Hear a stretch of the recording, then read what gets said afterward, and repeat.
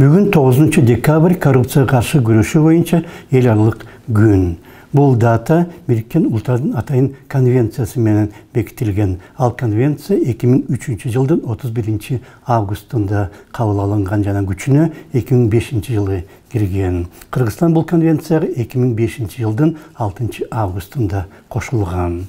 Бұл күнмен байланыштуу президент Садыр Жапаров бүгін атайын билдирүү жазап, баш прокуратурага жаңы мыйзам долбоорун даярдоо тапшырмасы берилгени айтылды. Коррупция менен күрөшүү боюнча мыйзам долбоору.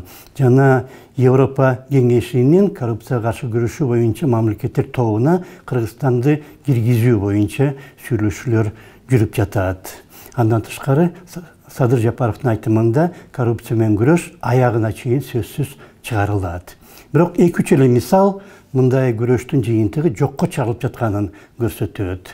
Мисал үчүн 2015 жылы Вечерний Бишкек деген басма үйү рейдерлик жол менен басып алынган, жана ийимгичи чыныгы кожоюнуна кайтарылып бериле элек. Ошондой эле рейдерлик жол менен Акнет деген интернет компанияда басылып алынган, жана анын президенти жакында өмүрүнүн аягына чейин кесилген адамдар кармалган колонияга которулду. Бирок сот чечими эмгиче чыга элек.